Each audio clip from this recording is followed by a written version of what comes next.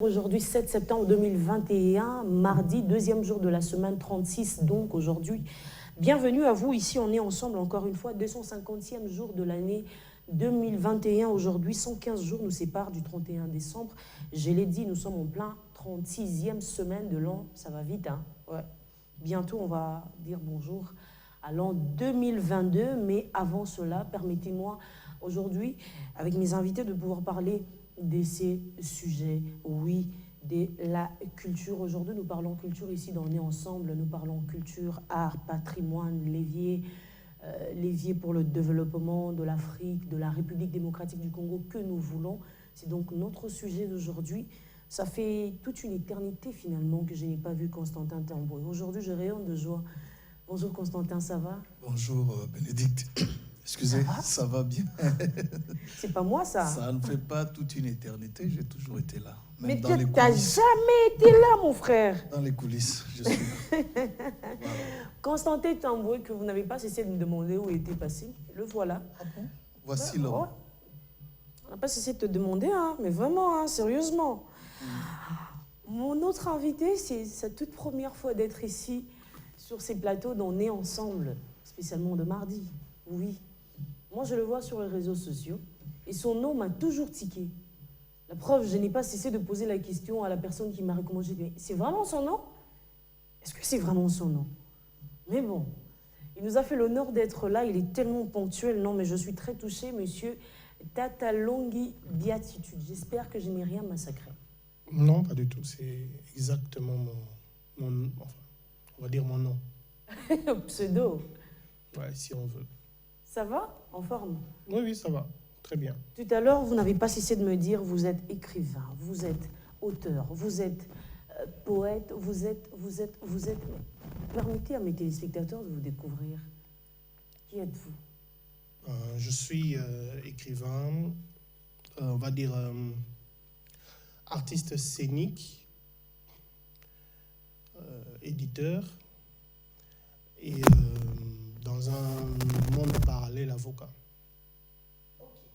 Mais comment vous avez fait pour marier le deux, je veux dire la culture et le métier d'avocat? Bon, je pense que pour vous? Le tronc est commun. C'est des professions qui sont, on va dire, des professions fondées sur des œuvres de l'esprit, le travail de l'esprit. Donc, je ne suis pas beaucoup dépaysé de passer alternativement de l'une à l'autre. Donc, on va dire que ça se passe très bien. Très bien. Le décor est planté. Vous savez à qui vous avez affaire aujourd'hui, hein, n'est-ce pas? Nous parlons culture, art, patrimoine, levier pour le développement de la République démocratique du Congo, de l'Afrique en général, mais de la République démocratique du Congo en particulier. Alors, puisque nous parlons de la culture, chers messieurs, dites-moi, avant d'aller loin, c'est quoi l'Afrique ou la RDC que nous voulons? C'est moi qui commence, d'accord? Libre à vous. Hein. Je voudrais d'abord, avant de répondre à ta question, rappeler qu'aujourd'hui, le 7 septembre, ça fait 20 ou 27 ans depuis que disparaissait le feu maréchal Mobutu, le roi du Zaïre. D'ailleurs, on vient tout de suite là de voir un clip avec beaucoup plus des séquences qui nous rappellent ce grand monsieur, ce grand soldat qui a protégé nos terres, qui les a réunifiés en plus, qui nous a légué, en fait, qui a cherché à façonner une grande culture au cœur de l'Afrique en son temps, mais qu'aujourd'hui, nous avons encore du mal à retrouver nos repères. C'est ça le grand problème. Pour répondre à ta question... Donc, il avait raison tout à l'heure, Yekima, en disant que les années Zaïre ne sont pas toutes des années Zaïre. Oui, mais le Congo, Zaïre nous a apporté beaucoup de choses. Les années Zaïre, donc, nous ont apporté beaucoup de choses, notamment cette culture d'authenticité. C'est quand même parmi les valeurs que les Zaïrois de l'époque, et même les Congolais d'aujourd'hui, on devrait bien plus conserver. Quand on parle aujourd'hui de la RDC, par moment, moi je me pose des questions de quoi aujourd'hui les Congolais ont-ils encore fiers d'avoir, ou surtout fiers d'être? Parce que quand vous suivez de près, on dirait tout devient importé. Tout. et même dans nos habitudes. Et c'est là où il y a un réel danger, d'où aujourd'hui il est important de rappeler au monde entier que s'il y a eu de vraies civilisations, c'est vrai que nous sommes l'une des civilisations qui n'ont pas une histoire écrite, l'une des civilisations qui n'ont pas rayonné sur le plan, sur le plan médiatique, mais au moins nous avons existé avec beaucoup de choses que nous avons mis sur la scène publique, copiées ailleurs et qui font aujourd'hui la fierté des autres nations. Or, les origines, parce que nous avons et des ressources, mais aussi des hommes qui ont été inspirés pour créer, mais malheureusement, nous semblons être à la traîne. Ok. Voyons si Tata Longhi est parfaitement d'accord avec Constantin Tamboué. On va dire quel est le pays que nous voulons. C'est en fait la question, c'est qu'est-ce que nous voulons. Votre micro. La question, c'est qu'est-ce que nous voulons individuellement en tant qu'individu et parce que c'est on va dire la résultante de cette volonté, de ces volontés individuelles qui créent une volonté collective. Et normalement, les hommes, à travers l'histoire, à travers le monde, veulent le bonheur, ils poursuivent le bonheur. Donc, ce qu'on cherche pour le Congo, ce qu'on veut, c'est un Congo pour l'Afrique, pour le Congo, c'est un Congo ou une Afrique où les habitants sont heureux. Alors, c'est évident que le bonheur n'est pas une donnée statique, figée. Donc, en fait, ce qu'on peut chercher, c'est une Afrique qui donne des opportunités pour que ses enfants, entre guillemets, aient les armes pour chercher le bonheur. Donc, c'est en fait ça, chercher le bonheur. Je pense que c'est le mot-clé. Et donc, tout doit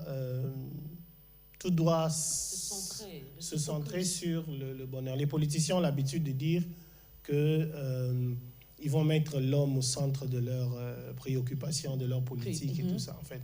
Mettre l'homme au centre de sa préoccupation, c'est surtout mettre la recherche du bonheur des hommes et de l'homme au sens de sa préoccupation. Et donc, par effet d'entraînement, ce bonheur que l'on cherche fait que la nation soit une nation heureuse où il fait bon vivre et donc une nation qui dure. Parce que on oublie souvent, nous autres Congolais, Africains, que les pays, à travers l'histoire, ça peut disparaître. Oui. Il ne faut jamais considérer le Congo comme quelque chose d'acquis. C'est fort ça. Le Congo peut disparaître parce qu'il a existé d'autres nations à travers l'histoire. Ici, même là où nous vivons, il y a eu des nations avant que le Congo ne soit inventé, réinventé, contre-inventé.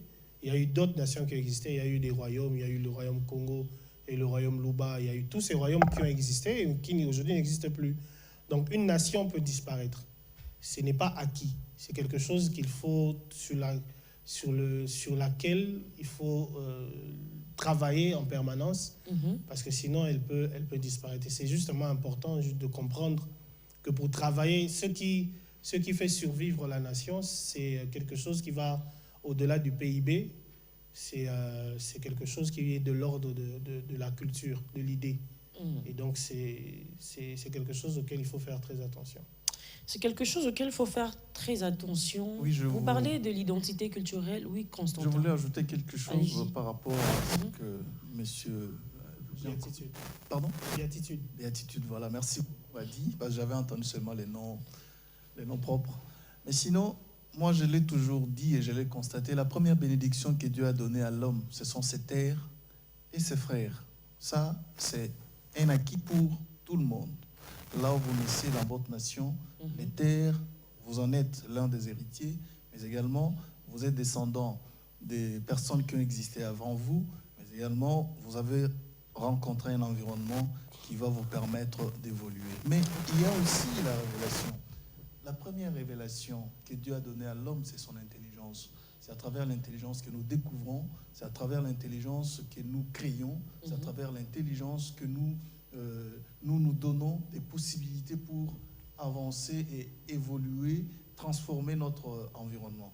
Le Congo d'aujourd'hui a été créé à partir de l'association d'une quinzaine des empires et des royaumes. Parce qu'avant, il y a eu des nations tribales dans les terres que nous occupons. Là, c'est pour compléter ce que mon frère venait de dire tout à l'heure. C'est-à-dire, le Congo que nous avons aujourd'hui est un fruit d'association de plusieurs terres qui sont devenues une nation que nous avons aujourd'hui l'opportunité, à travers l'intelligence que nous avons, plusieurs découvertes que nous avons, et surtout avec tout ce que nous avons comme patrimoine, comme ressources naturelles, mais également comme valeurs culturelles. Ça, il ne faut pas s'en tromper, parce que ce que nous sommes aujourd'hui, nous sommes le fruit de la culture qui a existé avant nous, mais que nous sommes appelés à préserver, au-delà de bonnes choses que nous pouvons puiser à gauche et à droite, qui viendraient d'ailleurs. Mais d'abord, le soubassement, le fondement, c'est ce que nous sommes à travers notre identité culturelle. Le soubassement, c'est ce que nous sommes à travers notre identité culturelle. C'est bien, c'est beau à entendre et même à répéter. J'ai envie de dire, mais dites-moi, chers messieurs ici sur ce plateau, en quoi est-ce que la culture, les arts ou le patrimoine peuvent nous aider justement à bâtir ou à construire cette Afrique, cette République démocratique du Congo que nous voulons tant? Est-ce que c'est possible? Ça doit se faire via quel moyen exactement? Mais je pense qu'il y a déjà une erreur, j'ai envie de dire, sémantique dans la question. En fait. La culture ne nous aide pas à bâtir une nation. La culture est la nation, en fait. Ok. Donc la culture ne nous aide pas. Ce n'est pas quelque chose qui s'ajoute. C'est en fait l'erreur fondamentale que font la plupart des dirigeants, mais pas que au Congo. On l'a vu que même ailleurs dans le monde, on oublie souvent la place de la culture. Mais là, on a vu que lors du dernier G20, je pense, les dirigeants du monde ont décidé de mettre la culture au centre des efforts de reconstruction du monde après Covid. De temps en temps, on s'en rappelle quand il y a des crises, mais en fait, la culture, ce n'est pas quelque chose qui vient aider à construire une nation. La culture, c'est ça, la nation, en fait. Et quand on a parlé d'identité culturelle, le grand problème ici, bon, déjà, c'est un problème, on va dire, mondial, parce que au Congo comme ailleurs, la culture est quelque chose qui se construit continuellement. Mais en particulier dans les pays comme les nôtres, qui sont des entités, on va dire en tant qu'entité, des entités assez jeunes, l'identité culturelle est quelque chose qui se construit parce qu'elle n'existe pas encore. Le Congo, en tant que pays, c'est une œuvre inachevée. C'est quelque chose qu'on n'a pas encore fini de construire dans notre propre imaginaire. C'est quelque chose qu'il faut construire. C'est quelque chose qu'il faut aller chercher dans les racines de ce que nous sommes, de ce que nous avons été et de ce que nous sommes en train d'inventer tous les jours. Et donc, la culture n'est pas quelque chose qui vient s'ajouter aux efforts que nous faisons. La culture, c'est quelque chose qui est l'effort que nous devons faire. Ça doit être au centre de ce que nous faisons. On se bat ici, on dit souvent... Au centre de nos priorités. Oui, on se plaint souvent, on dit il faut changer l'homme congolais. Tous les présidents le disent successivement qu'il faut changer l'homme congolais. Mais l'homme congolais, c'est quoi? L'homme congolais, c'est la culture. Le mot culture, déjà, c'est un mot très... ça fait partie de ces mots qui embarrassent les dictionnaires, en fait. Quand vous essayez de voir la définition, vous sentez bien qu'on a du mal à le définir parce que c'est à peu près tout. C'est tout, la culture. C'est la pensée, c'est l'action, c'est la manière de vivre, c'est tout ça, la culture. Et donc, l'homme, quand on dit on veut un nouvel homme congolais, en réalité, la question, c'est qu'est-ce qu'on met dans cet homme congolais, c'est quelle culture on met dans cet homme congolais. Donc, il ne faut pas considérer la culture comme le petit ministère qu'on distribue après avoir distribué tous les ministères. Il faut considérer ça comme l'enjeu central. C'est-à-dire, quand on demande quel est l'homme congolais qu'on veut construire, ça se fonde sur deux axes essentiellement, c'est l'éducation et la culture. Voilà, donc on a vu les débats qu'il y a eu, c'est très intéressant en fait, les débats qu'il y a eu après les examens d'État. Est-ce que telle question mérite d'être posée? C'est fondamental parce qu'en fait, on est en train de se demander l'élève moyen qui finit les études au Congo est censé maîtriser l'actualité. Quelle est la culture qu'il doit avoir? Et ça, c'est fondamental. C'est bien qu'on se pose ces questions et c'est bien qu'on essaye de se... Et vous pensez que ça a lieu avec la culture? En quoi est-ce que ça se marie avec la culture, cette question dont nous parlons justement? Non, mais je ne veux pas... Puisque vous avez évoqué. Oui, je ne veux pas me mettre à la place des examinateurs, je pense. Mais fondamentalement, il y a un certain nombre de questions centrales sur lesquelles les Congolais doivent être... Mais c'était une première, hein? Non, enfin, il semble que non. Ça, c'était une première. Il semble que non. Mais personnellement, moi, j'ai subi un choc lorsque je me suis rendu compte en grandissant que je connaissais tous les présidents. Je connais tous les présidents. Je connaissais à un moment donné de ma vie tous les présidents américains depuis le début, jusqu'à Bill Clinton. C'était à l'époque à peu près. Et que je n'avais pas l'équivalent des mêmes connaissances concernant les rois Congo, par exemple, ou les rois Luba, etc., etc. Donc, qu'est-ce que nous considérons comme important à savoir ici? Personnellement, je connais la plupart des dirigeants des partis politiques. Vous êtes de là? De quel? De là. De l'UDPS? Non, je ne suis pas de l'UDPS. Je n'ai pas de Vous n'avez pas de carte de politique. Vous êtes apolitique, donc? Non, je ne suis pas apolitique. Je suis très politique. On ne peut pas faire la culture sans être politique. Je suis très politique, mais je n'ai pas d'appartenance politique. J'aime la réaction de Constantin. Non, mais c'est normal. Il est parmi les cadres qui aimeraient bien concevoir des politiques dans le secteur dont il est spécialiste. Ça, c'est tout à fait normal, au lieu d'avoir des couleurs politiques pour parfois défendre des idées ou sinon des positions qui peuvent vous mettre en mal de positionnement, surtout quand il faut promouvoir des connaissances qu'il a, par exemple, ou sinon, s'il faut vendre l'expertise qu'il a, avoir des penchants politiques, peut-être ça peut...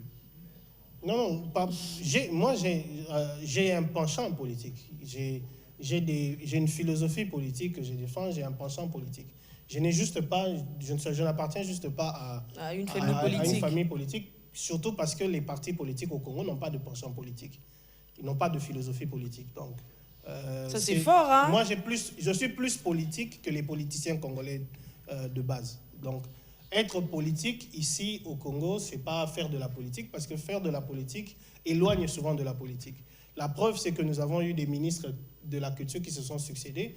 Il y en a très peu qui ont fait de la politique culturelle. Il y en a presque aucun qui a fait de la politique culturelle. Donc déjà, être politicien n'est pas nécessairement être politique. Mais pour cette question... Et si on rentrait dans le débat?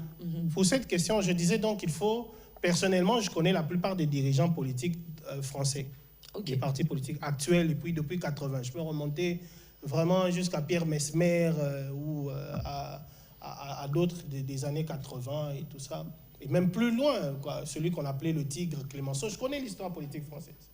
Alors, donc, ça ne me gêne pas, personnellement, que l'on connaisse des acteurs politiques actuels, quels qu'ils soient, et tout ça, d'autant plus que c'est un parti politique qui dirige le pays. Alors, est-ce que dans les intentions des examinateurs, il y avait de la flagornerie ou de la flatterie? C'est bien possible, nous connaissant.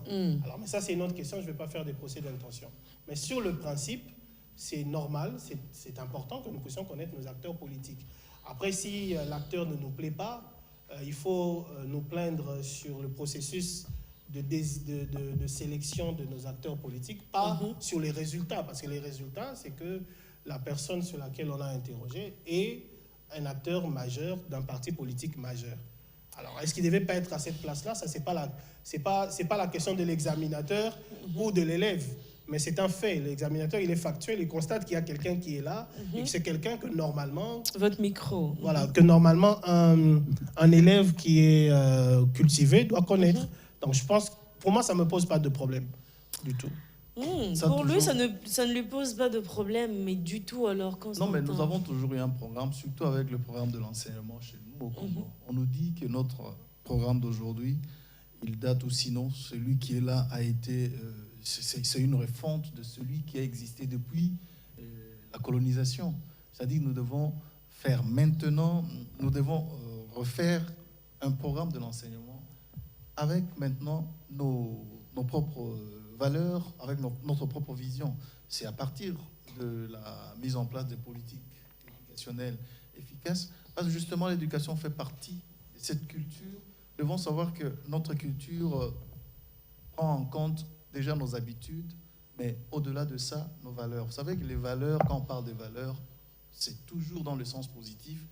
Les valeurs sont universelles et les valeurs font partie de ce que toute personne humaine qui vit en société doit avoir pour être utile aux autres, mais également à sa société. Mais chez nous, nous avons encore du mal dans notre culture à intégrer les valeurs. Quand vous voyez un Congolais, quand vous allez ailleurs, quelle est l'image que les autres ont d'un Congolais?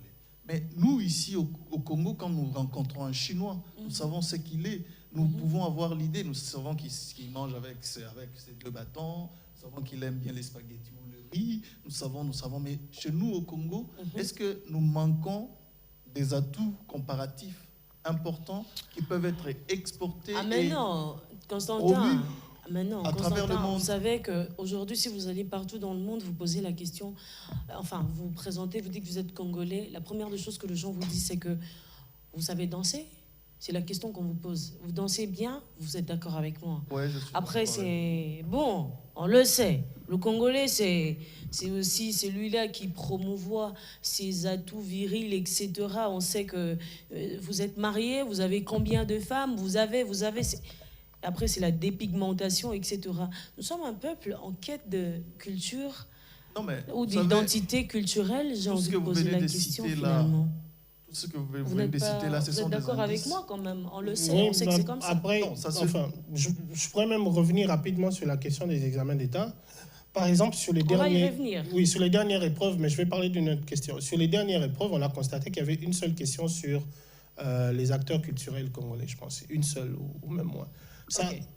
En fait, tout ça, ça procède de qu'est-ce que nous voulons avoir comme socle d'identifiant commun en tant que nation. Ça veut dire que 2 Congolais qui se retrouvent dans un train en Allemagne et qui se reconnaissent, spontanément, ils parlent de quoi? Avant de savoir même qu'est-ce que les autres, comment les autres nous voient, quelle est notre propre image, qu'est-ce que nous souhaitons renvoyer nous-mêmes. Donc il faut aussi le savoir, le déterminer. Nous avons notre socle commun aujourd'hui de Congolais, c'est une expérience que j'ai vécue. Quand je rencontre un Congolais à l'étranger, spontanément, on parle plus ou moins de musique et de politique. Voilà, on parle de musique et de politique. C'est ça qui assoit notre identité actuelle. On va dire la vérité. Nous sommes le Congo de Papa Wemba, voilà, plus ou moins, et de Mobutu, pour pouvoir schématiser si on veut. Okay. Et donc, c'est ça le socle. Mais est-ce que nous voulons rester... C'est très bien, c'est une richesse. C'est pas quelque chose que l'on peut... parce que nous sommes admirés pour ça. Même si, entre-temps, nous sommes aussi critiqués pour nos tares supposées ou réelles. Les Congolais n'est pas honnête, les Congolais, en général, dans le monde. Mais nous sommes admirés sur ça. Je l'ai expérimenté à Abidjan particulièrement, que j'ai fréquenté pendant un moment donné. L'image du Congolais, c'est une image qui est presque fantasmée. Mais est-ce que nous voulons rester sur ça? Qu'est-ce que nous voulons construire sur ça? Et c'est là qu'il faut justement réfléchir. Très bien. Constantin, vous aviez la parole tout à l'heure pour répondre à la question. L'image du Congolais à l'extérieur est semblable à l'image que nous avons nous-mêmes sur le plan interne au regard de nos différentes tribus. Vous voyez, quand on parle des Moulouba aujourd'hui, des Mungala, il n'y a aucune tribu au Congo qui n'a pas un côté péjoratif dans ses habitudes, dans son comportement. Et c'est un peu la même chose quand on parle de la musique aujourd'hui. Mais la musique dont les Congolais a quelques honneurs lorsqu'ils passent dans d'autres pays aujourd'hui, c'est la musique d'avant. Mais d'aujourd'hui, nous avons encore du mal à dire que nous gardons encore la première place sur la scène internationale, mais aussi en termes de valeurs que nous véhiculons à travers cette musique. Nous avons encore du mal. Des vrais leaders de changement qui font de la musique, qui peuvent impacter sur le comportement des masses et surtout la moralisation de la jeunesse. Nous avons encore des problèmes.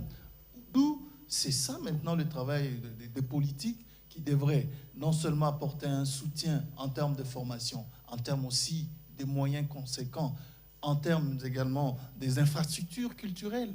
Nous en manquons chez nous ici. Or, tout ce qui concerne la production culturelle et même la conception des œuvres d'esprit qui peuvent être exposées dans de grands musées, dans de grandes salles, dans de grandes scènes, nous avons encore la capacité au niveau intellectuel ou spirituel de le faire, mais malheureusement, nous manquons de moyens. Qu'est-ce que la spiritualité vient faire dans tout ça? Non, en fait, je parle des œuvres d'imagination. Ça fait partie de la culture.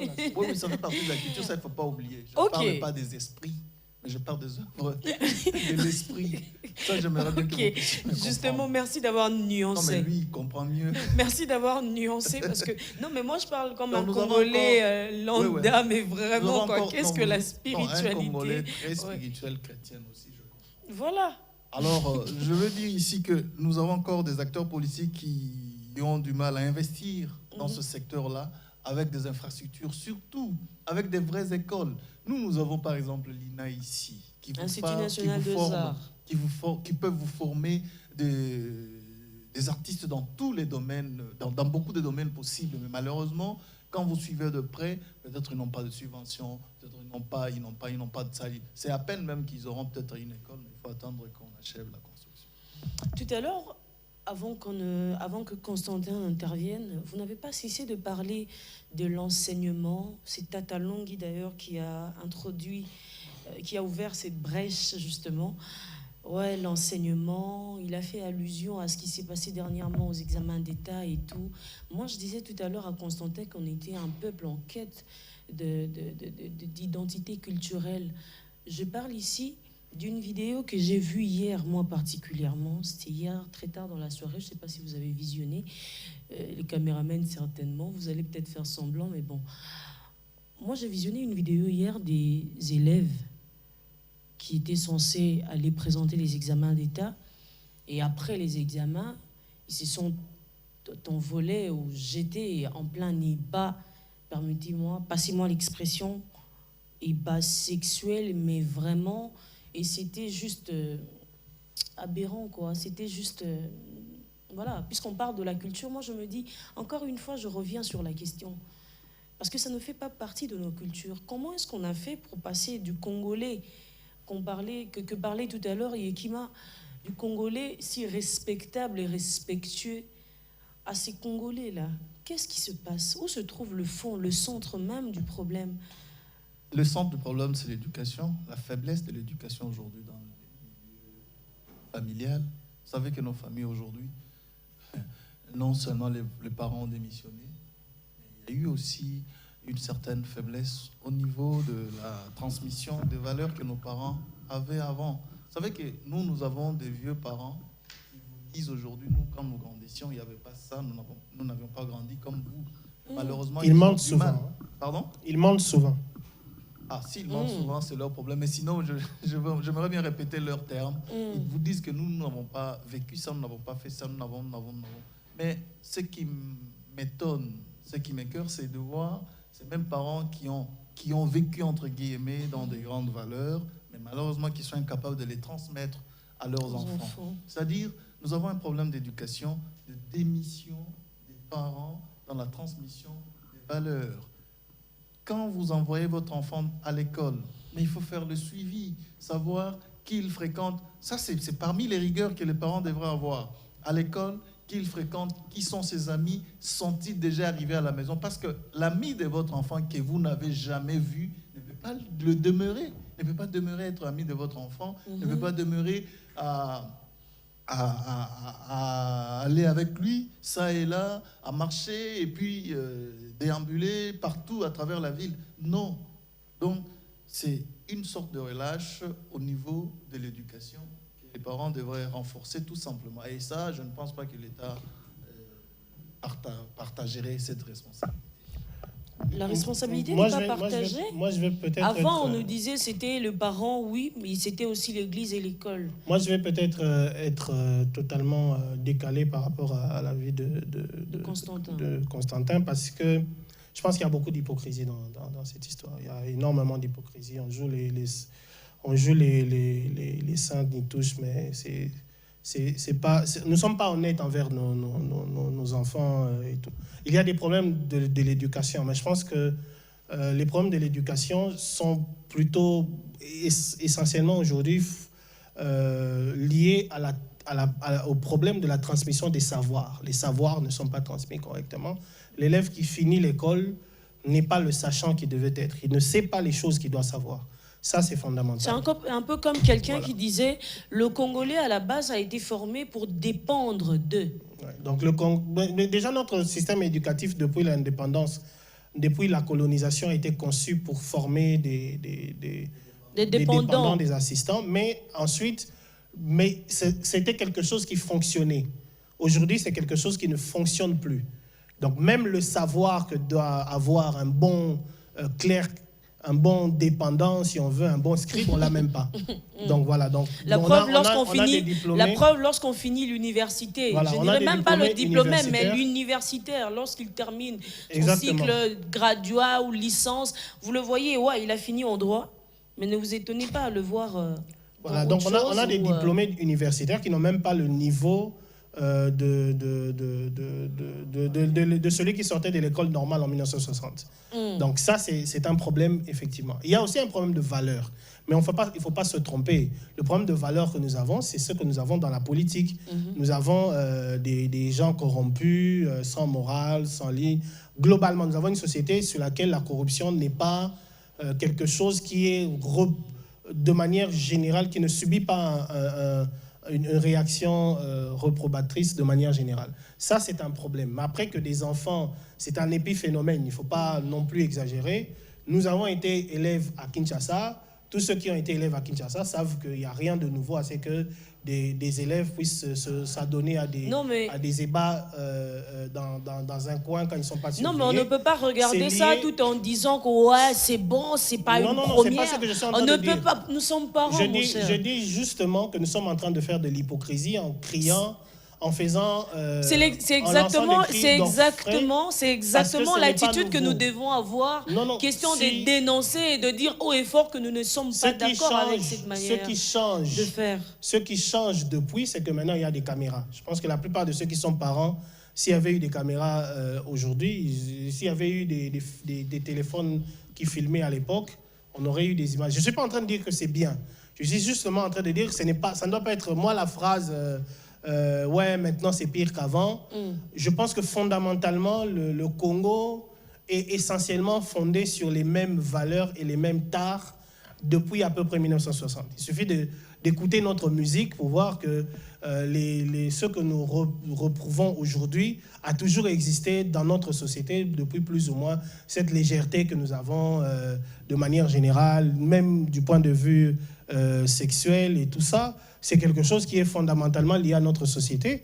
Après, maintenant, si on regarde ça comme un phénomène nouveau, on ne va pas le résoudre du tout. Il faut plutôt voir, c'est là qu'on parle, qu'est-ce que nous avons envie de construire comme étant le Congo. Le peuple congolais n'est pas un peuple en recherche de la construction de son identité culturelle. Le peuple congolais est un chantier inachevé en tant que peuple. Parce que l'identité congolaise, c'est ça qui fait le peuple. C'est ça le peuple. Le pays, le peuple, c'est différent de l'État, de la nation et tout ça qui sont des notions politiques. Ça, c'est une notion qui est liée à l'imaginaire. Qu'est-ce que nous sommes? Qu'est-ce que nous représentons en tant que Congolais? Et ça, nous le sommes de manière aussi, on va dire, contrastée, controversée depuis longtemps, hein, on va dire. Donc, ces enfants, c'est vrai que c'est choquant pour des parents, mais ce n'est pas nouveau. Nos parents avaient juste eu la chance de ne pas avoir des téléphones qui nous filmaient et qui pouvaient le voir. Donc, s'il faut résoudre ce genre de questions, c'est voir quel est l'élève que l'on veut construire, quel est le Congolais qu'on veut construire, quel est l'adolescent qu'on veut construire, quelles sont les valeurs que l'on transmet. Mais il ne faut pas faire semblant aujourd'hui en disant non, mais c'est grave, avant, ce n'était pas comme ça. C'est très important de comprendre qu'avant, c'était comme ça. Ça fait longtemps que nous sommes ce peuple-là. Nous sommes comme ça depuis longtemps et c'est important. Sinon, on ne pourra pas résoudre le problème. Depuis le début, mais non, mais j'ai du mal à vous contredire sinon, parce que le raisonnement que vous soutenez, il peut aussi être correct. Mais c'est vrai que la technologie aujourd'hui a encore empiré ce qu'on pouvait vivre dans le secret. S'il n'y avait pas de technologie, de milliers de personnes ne pouvaient pas voir les abats que Bénédicte a eu à visionner hier. C'est pour dire que l'évolution ne nous a pas seulement apporté des bonnes choses, mais par moments, nous avons du mal à savoir utiliser la technologie, en fait, la mettre au service du bien. Par moments, nous dévions de cette mission. L'école, nous, hier, comme mon frère venait de le dire, à l'école normale, par exemple, nos grands-parents étaient initiés à la maturité, à la sagesse, au-delà de savoir calculer 5 multiplié par 4 égale à 20. Mais ils pouvaient être capables de dire, écoutez, j'ai 20 personnes avec 15 bananes, je pourrais donner une banane à deux personnes d'une même famille. Ils pourraient aller se partager chez eux à la maison sans pour autant qu'il y ait des casses. C'est-à-dire, c'est cette dimension d'initier nos enfants à la maturité et aussi à la sagesse qui manque dans l'éducation. Or, l'éducation formelle que nous avons à l'école, par exemple, elle a du mal à nous donner ces valeurs de sagesse. C'est l'Église qui complétait, mais beaucoup fondamentalement plus la famille, qui, au-delà de ce que l'enfant pouvait aller puiser ailleurs, mais déjà la famille était un socle parce que les parents étaient ambassadeurs de leur famille à travers leur éducation, à travers leur culturel, à travers les valeurs qu'ils ont appris de leurs parents et surtout de leur société traditionnelle. Nous avons même du mal aujourd'hui à régler cette histoire des dots. Vous avez vu une loi qui était en train d'être, qui a été initiée. Pour quelle raison? C'est tout simplement parce que nous avons perdu nos repères sur les valeurs qui entourent cette institution qu'on appelle le mariage. Aujourd'hui, nous avons cherché à beaucoup plus faire de bruit autour du mariage, créer des spectacles autour du mariage, créer beaucoup de choses. Or, le mariage était un mystère, le mariage était un mythe, le mariage était une valeur, le mariage était et a toujours demeuré quelque chose d'extraordinaire, de plus important et de sacré, c'est ça le terme que je cherchais, dans les sociétés traditionnelles dans lesquelles nous sommes issus. Donc, il faudra alors revenir sur ces valeurs-là parce qu'aujourd'hui, on aura du mal surtout à donner le prix de la dot d'une femme, tout simplement parce qu'elle a une valeur inestimable. Et puis, cette question des dots, c'est d'abord une question d'honneur pour un homme. Merci beaucoup, Constantin Tamboué. On a parlé de cette histoire, je pense, il y a 2-3 semaines ici. J'aurais aimé vous avoir pour commenter sur la question. Pour l'heure, on va essayer de souffler. Ouais, vous avez compris que nous montons et nous montons. Au fur et à mesure, nous continuons. Nous ne faisons que monter. Alors, on va essayer de canaliser un tout petit peu le débat. Aujourd'hui, nous parlons culture, patrimoine, levier pour cette Afrique, pour cette RDC, République démocratique du Congo, que nous voulons. Ouais, c'est de ça qu'on parle, c'est de ça qu'il s'agit, comme disent les Ivoiriens. C'est qui avait la parole avant la page publicitaire? Constantin. C'était moi, ok. Non, mais je voudrais finir mon idée en revenant sur ma première question. Qu'est-ce que le Congolais a aujourd'hui fier?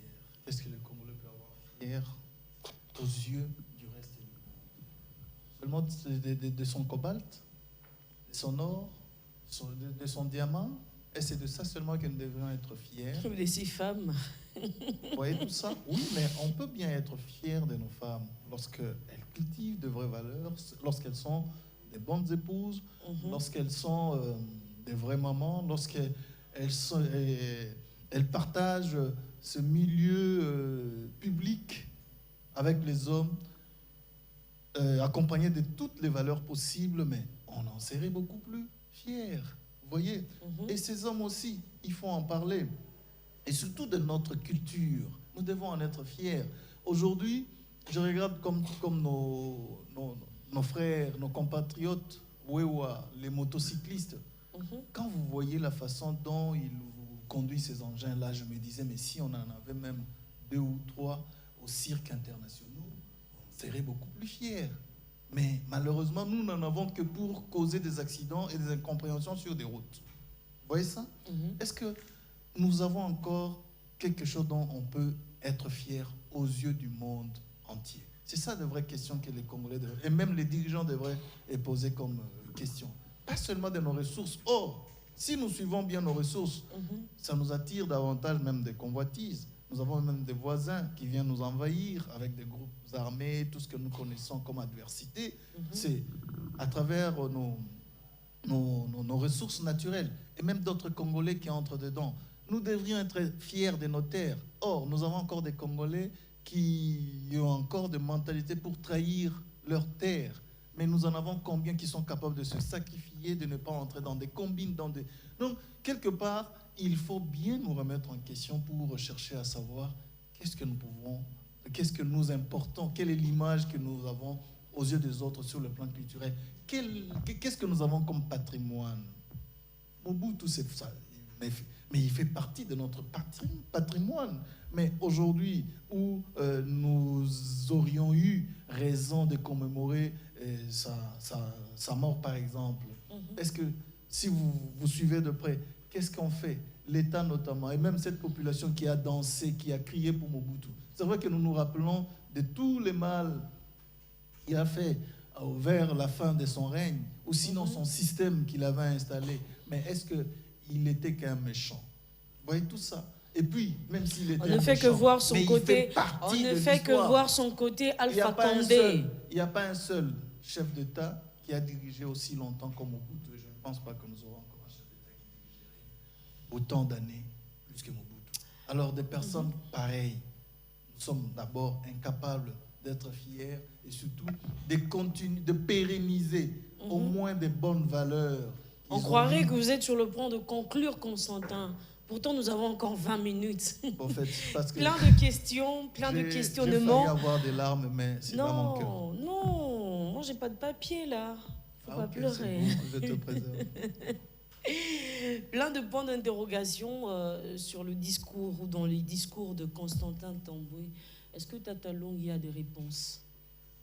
Alors moi j'aimerais qu'on revienne en fait à la base. Ça veut dire, je le répète depuis le début, qui sommes-nous en tant que peuple? C'est une question qui n'a pas encore de réponse parce que c'est une question qui est en train de se construire. Ok. Il faut comprendre que, on va dire, le Congo en tant qu'entité juridico-politique, on va dire juridico-politique, oui, a été créé par, en gros, par Léopold II. Voilà. Mais le Congo en tant que pays, et pour moi la notion de pays, la notion de peuple dépasse la notion politique et juridique. Le Congo en tant que pays a été, on va dire, inventé plus ou moins par notre volonté commune de vivre ensemble et d'obtenir notamment la libération de notre peuple. Alors, mais seulement notre histoire ne part pas de là. Notre histoire part des peuples qui ont vécu ici au Congo avant que l'Européen n'arrive. C'est déjà notre histoire. C'est là que nous devons retourner pour retrouver les sources de ce que nous avons été. Il faut bien comprendre qu'on ne pourra plus revenir à cette situation. Alors, donc nous avons une chance à la fois. C'est notre drame et c'est notre chance. Notre drame, c'est que nous sommes écartelés entre des personnes que nous ne sommes pas devenues et des personnes que nous ne pourrons plus jamais être. Je ne pourrai plus être mes parents. J'ai l'habitude de dire que mes parents sont originaires du Congo central, donc du Royaume Congo. Mais moi, je suis originaire de Kinshasa. Donc mes parents sont originaires du Congo central. Moi, je ne pourrais pas être le jeune Mukongo que j'aurais été en 1600 ou 1500. Je ne pourrais pas, ce n'est pas possible. Mais je ne serai pas non plus le Congolais européanisé qu'a voulu fabriquer plus ou moins le colon ici. Je ne pourrais pas être celui-là. Et donc, je dois me fabriquer ce que je dois être en partant de toutes ces composantes et de créer une personne moderne que je peux être. Et donc, ça part d'abord par le fait de savoir qui nous sommes. Et c'est ainsi que la question de la culture, des arts, des patrimoines est importante. Parce que savoir quel est le Congolais, quand on dit on veut créer le Congolais nouveau, il faut d'abord savoir qu'est-ce que c'est le Congolais aujourd'hui. Le Congolais aujourd'hui, c'est l'héritier. Nous sommes héritiers d'un millénaire d'histoire ici. Exactement. Il faut d'abord retourner à ces sources-là, reconstruire. Une histoire que nous ne connaissons peut-être pas. Oui, il faut la connaître. Il faut la connaître. Il faut des musées. Il faut une politique pour retrouver ce socle de culture et d'histoire que nous avons. On parle de musée alors et à que partir tout de est là, parti de l'autre côté où nous connaissons. On nous parle de musée là, mais alors que là, à l'intérieur, il n'y a rien de neuf en fait. Tout ce qu'on pouvait trouver de vieux qui pouvait nous servir de repère, d'histoire ou de connaissances est parti de l'autre côté du monde. Mais puisqu'on parle de la culture, j'aimerais vraiment qu'on revienne une fois de plus au ministère de Culture et Arts et Patrimoine. Dites-moi, cher monsieur, pourquoi on a toujours l'impression que ces secteurs a toujours été négligé? Ce secteur est le cadet de soucis, en tout cas le cadet de soucis de tout le monde finalement. Moi j'ai envie de vous poser une question, de vous demander. Après vous êtes libre de répondre ou pas. Oui, c'est un secteur négligé, c'est un secteur dont tout le monde connaît. D'ailleurs, à chaque publication du gouvernement, à chaque sortie du gouvernement, on est toujours tenté, curieux de chercher à savoir c'est qui le nouveau ministre de la Culture et Arts. Et lorsqu'on a la réponse, si c'est quelqu'un qui est connu, on dit « Ah, ok, pourquoi lui ?» Si c'est une personne qu'on ne connaît vraiment pas, alors on dit « Mais vraiment, quoi ?» Non, mais vraiment, c'est la réaction qu'on a toujours. Alors, est-ce un problème de choix ? Est-ce un problème de choix des animateurs?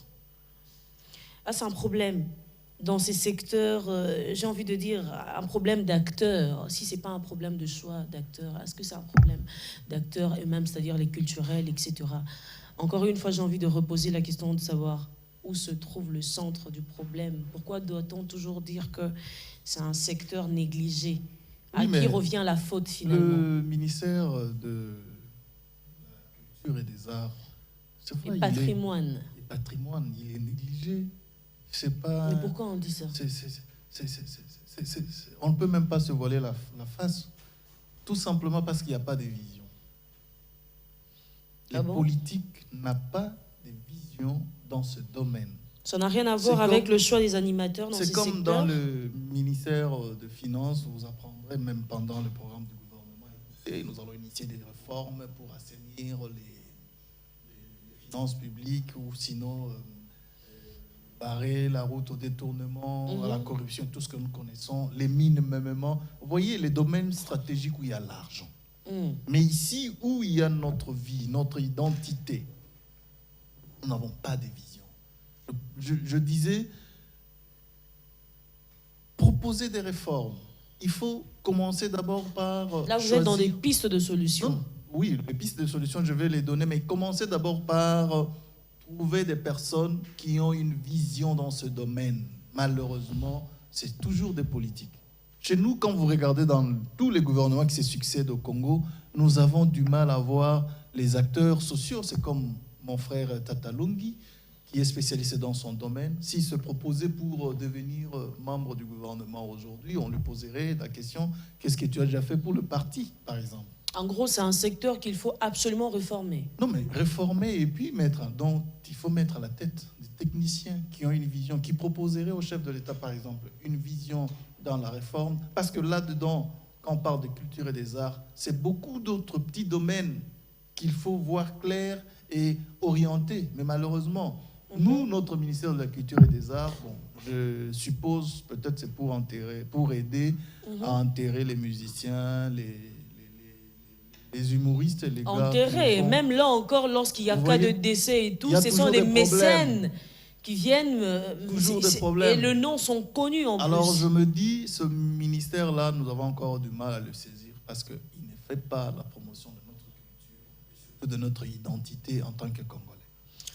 Tata Lungi, un ministère qu'il faut, j'ai envie de dire, un secteur qu'il faut reformer à tout prix. Je pense que dans l'état actuel, même si je devenais, avec toutes les bonnes idées et toute la bonne volonté que j'ai, si je devenais ministre de la Culture, je ne pourrais pas faire grand-chose. Pourquoi? Même si on avait le meilleur ministre de la Culture actuellement, il ne pourra pas faire grand-chose. Il aura certainement... il pourrait crever l'écran, faire des actions, mais ce sera cosmétique. Parce que fondamentalement, il faut que dans l'ensemble de l'action du gouvernement, de de notre État, que la culture soit considérée comme le socle sur lequel nous allons construire. La culture et l'éducation. Déjà, pour moi, on devrait avoir un super grand ministère de la culture et de l'éducation. Parce qu'il faut une vision qui va s'asseoir. C'est un ministère, pour moi, qui est transversal. Okay. Aujourd'hui, par exemple, on fait des campagnes pour les changements de mentalité, l'état de droit, l'IGF fait ce qu'il peut. Voilà, on aime ou on n'aime pas, il fait ce qu'il peut. Mais après, maintenant, si on veut changer les mentalités, on ne peut pas le faire sans une vision de ce que l'on veut construire, encore une fois, comme homme congolais, comme jeune homme congolais. Et ça passe par l'éducation et la culture. Donc, c'est des politiques qui doivent être pensées à ce niveau-là. Et sinon, ça sera dommage. Je vais revenir sur un problème. Dernièrement, on a eu le fameux programme des 100 jours, sans entrer dans la suite qu'on a connue. On constate qu'il n'y avait rien de prévu de majeur sur la culture et l'éducation. Donc, alors que nous devons avoir une politique sur l'infrastructure dans le domaine culturel, mais aussi sur le contenu. Qu'est-ce qu'on enseigne aux enfants? Nous avons plus ou moins, avec des adaptations, le même programme que depuis l'indépendance. Qu'est-ce qu'on enseigne aux enfants? Quel contenu on met aux enfants? Quels sont les livres des Congolais qu'on met en valeur? Quels sont les auteurs congolais qu'on met en valeur? Quels sont les musiciens congolais que l'on met en valeur? Est-ce qu'il y a un musée? Nous sommes un pays musical connu mondialement pour la musique. Est-ce qu'il y a un musée de la musique en RDC? Non, il n'y a pas de musée de la musique. Donc aujourd'hui, si je veux, il y a des œuvres qui sont en train de se perdre, il y a une histoire qui se perd.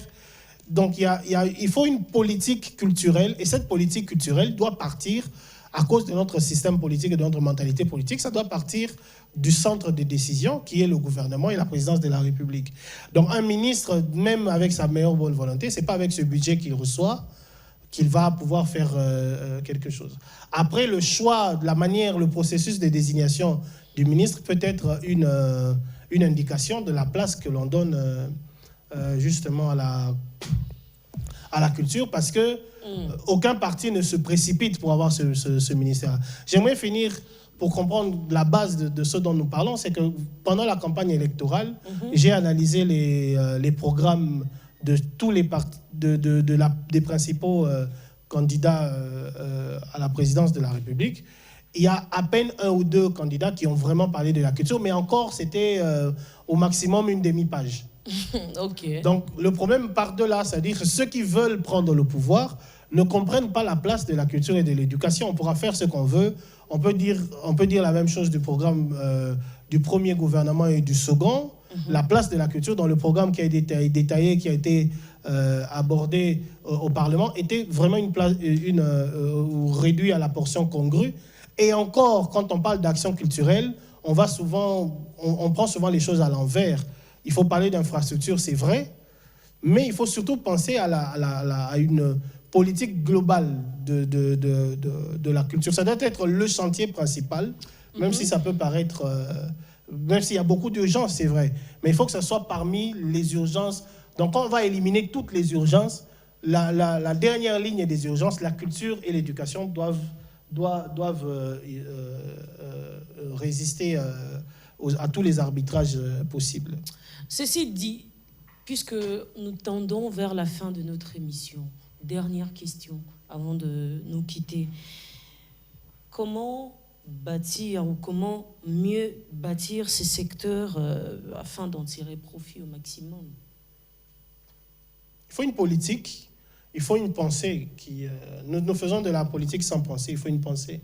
Et comme je dis, il faut laisser la place à la pensée, à la réflexion. Il faut favoriser la recherche, la réflexion, la science, la production culturelle. Nous avons une culture qui est très dynamique parce que nous sommes un peuple dynamique par nature.